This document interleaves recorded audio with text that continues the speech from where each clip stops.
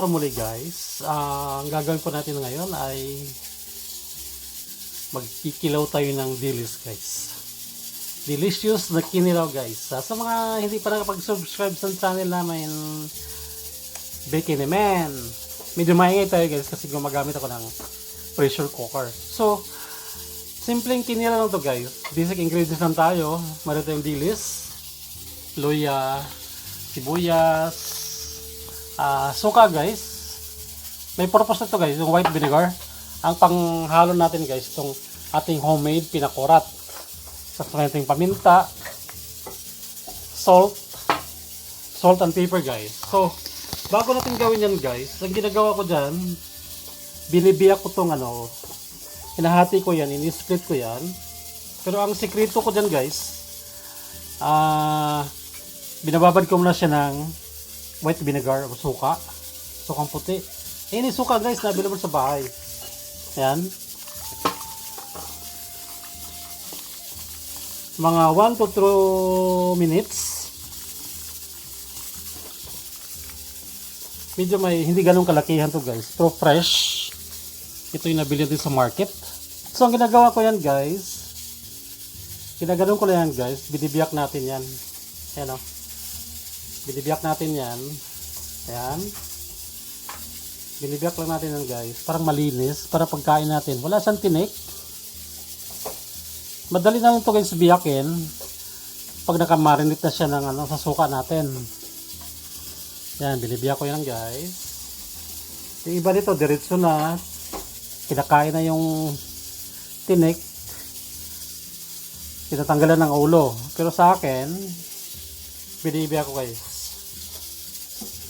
Same procedure pa rin guys. Biyakin na lang biyakin hanggat matapos.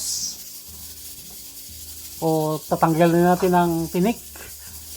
Hanggat matapos. Pagkatapos yan guys, saka natin hiwain ng pino ang ating mga natitirang ingredients. Okay guys.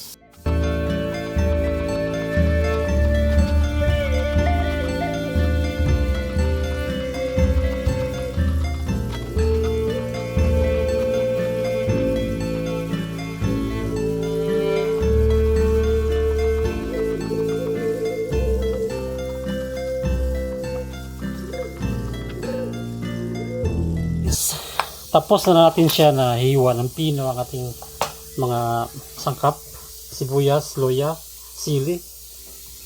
Timpla lang tayo guys. Okay? Halo-halo lang siya. Masamahin natin siya.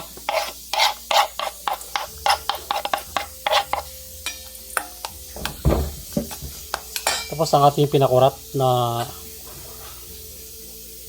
vinegar. Pwede rin hindi pinakurat guys. Simpleng vinegar. Dagdag ako ng mga 4 na tablespoon guys. Okay? Tsaka i-add natin ang ating pilay na dilis. Dagdag tayo ng salt. Kunting salt lang guys. Para di maalat.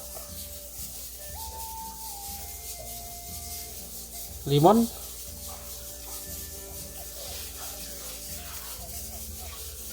Pwede na kayo magdagdag tayo ibang gulay guys na swak dito sa kinilaw natin. Mag-add kayo ng cucumber. Ano pa bang pwede? Singkamas. Bell peppers. Sa inyo yan guys. Extenders na rin yun ng kinilaw.